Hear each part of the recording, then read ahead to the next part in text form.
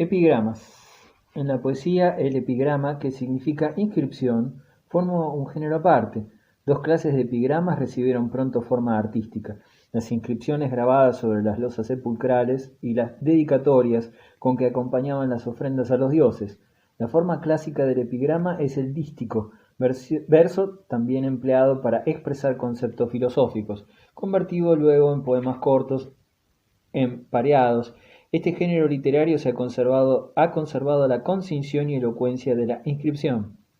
El género llegó a ser tan popular que cualquier hombre culto debía saber componer un epigrama, convirtiéndose al fin en un juego intelectual, una distracción de la buena sociedad, y con epigramas también se acompañaban los sacrificios hechos a los dioses. Los epigramas más interesantes para la historia cultural son las inscripciones funerarias, que nos dan a conocer el pensamiento de los helenos y su concepto de la vida. Las inscripciones más antiguas encontradas datan del siglo VI a.C. y cuentan cómo perecieron el difunto o la difunta, elogiando sus cualidades. Hija y hermana, y mujer y madre, de príncipes poderosos, no permitió nunca que el orgullo penetrara en su alma. De todas las formas de muerte violenta, los naufragios eran los que mayor impresión causaban a los griegos. Oh, Cleístenes, tu cuerpo reposa en el polvo de cualquier lugar extranjero. La muerte te sorprendió en el mar, en la mar hospitalaria, donde navegaba tu buque. No conociste la alegría del retorno, no regresaste a la bella Chios. Los helenos vivían en un mundo lleno de luz y de belleza, y las alegrías de la vida se reflejaban incluso en sus poemas y relieves funerarios. La lírica dórica.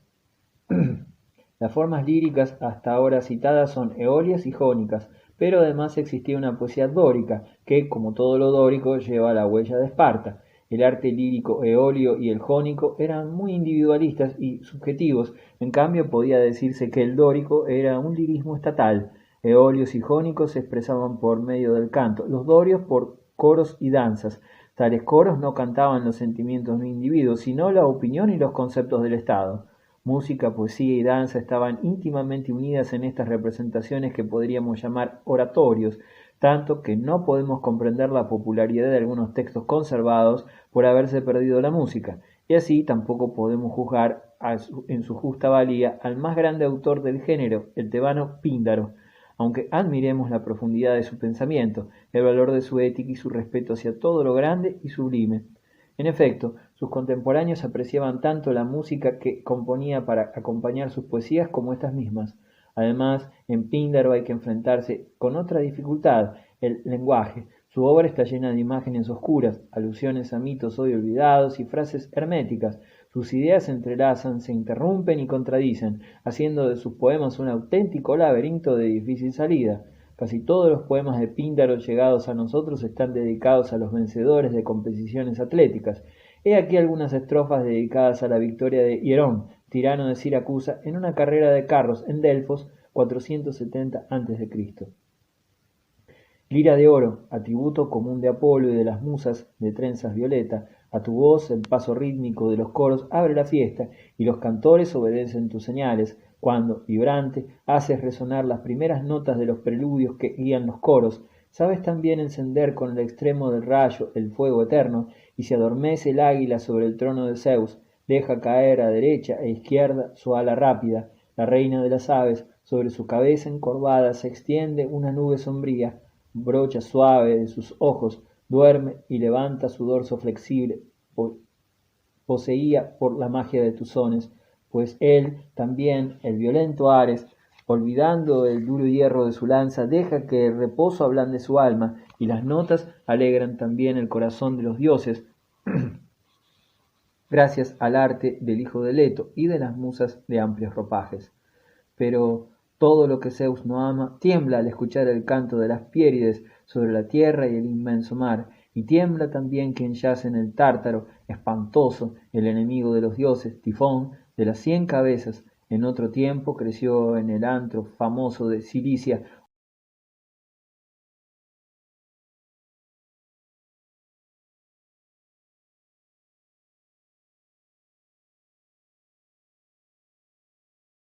año los erizados hielos.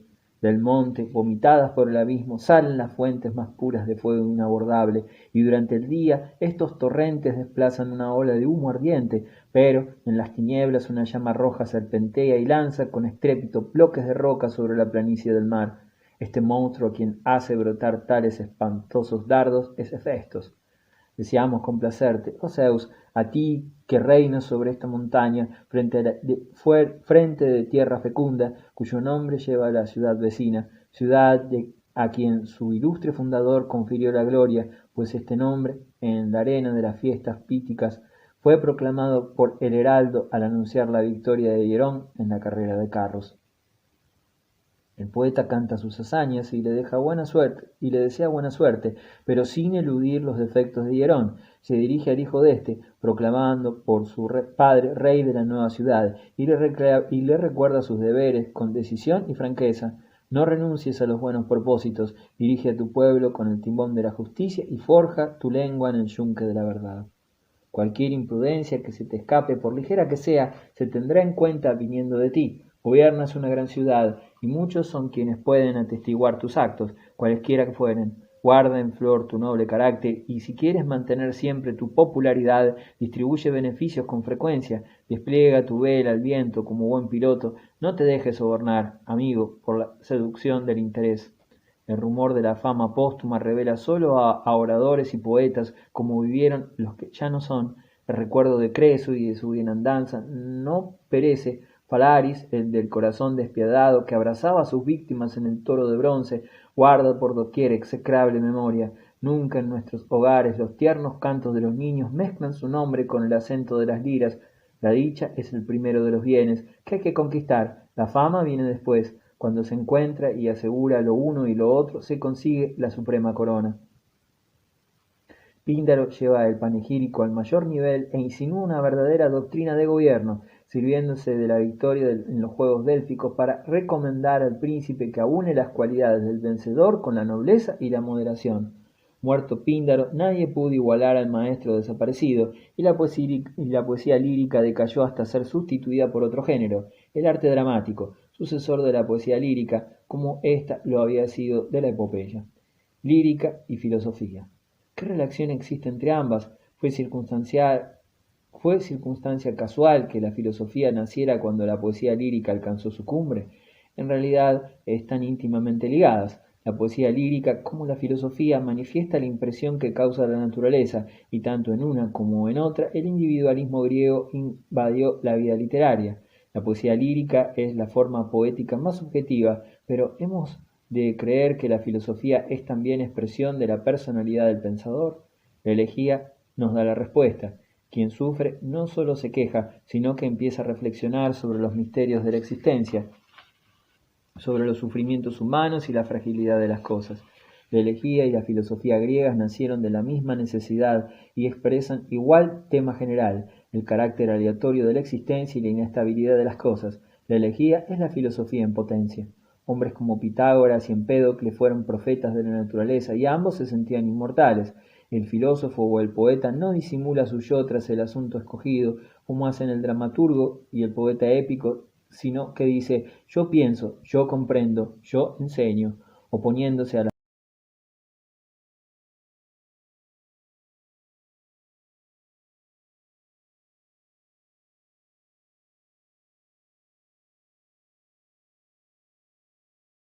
que el filósofo, que dice a sus adictos yo soy un dios inmortal.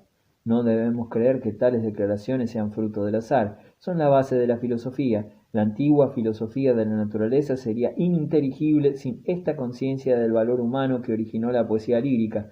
Tales anunció ya el pensamiento revolucionario de los filósofos que le siguieron, y para expresarlo son necesarios el aliento de un profeta y el entusiasmo conmovedor del éxtasis. De hecho, toda la filosofía de la naturaleza no es más que un largo combate contra la opinión pública, contra las frías concepciones del hombre. Se podría objetar a todo ello que la poesía lírica es sentimiento y la filosofía pensamiento racional, pero ¿está claramente definida la frontera de ambas? El sentimiento tiende a la armonía, y esta también es el objeto de los filósofos, tales como los pitagóricos. Su vida sentimental se expresa en la música y mediante ella dominan sus pasiones. A la filosofía la denominaban música y hablaban de la danza de las estrellas y la armonía de las esferas, pensamientos que encontraremos de nuevo en los románticos de época posterior, que llamarán a la naturaleza el arpa de Olo y harán de la música la fuerza creadora y ordenadora del universo. Para ellos, el filósofo es Orfeo. Los antiguos filósofos de la naturaleza, sobre todo los pitagóricos, están penetrados de un espíritu órfico. Occidente enfrenta a Oriente. Los griegos luchan por su libertad.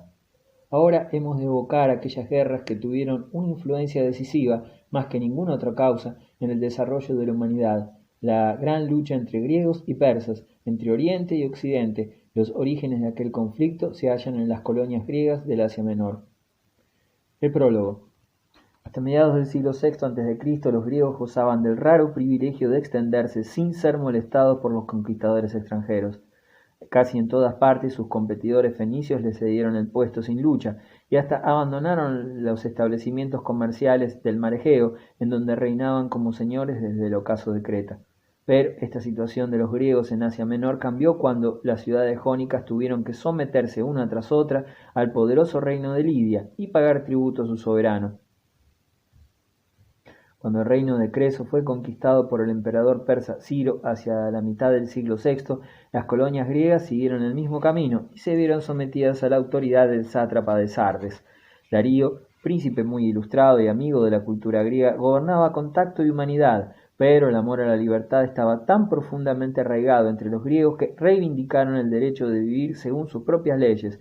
No querían, como los persas, prosternarse ante el soberano, pero además alimentaban rencores de tipo material. Ciro conocía el arte de dividir para gobernar, y así, cuando los jonios se levantaron contra su nuevo dueño, tomó enérgicas medidas y les dio una lección.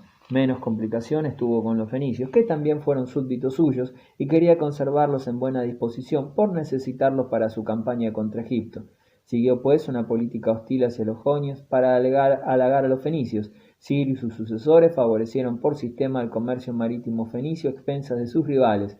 Además, los jonios sufrieron varias catástrofes. La primera de ellas la conquista de Egipto por Cambises, golpe doloroso para Náucratis, floreciente colonia comercial jónica asentada en el delta del Nilo. 10 años después de la caída de Egipto, Darío invadió Bizancio, puerto que abría el mar Egeo al comercio griego, rica fuente de ingresos que quedó cortada casi por entero para los jonios.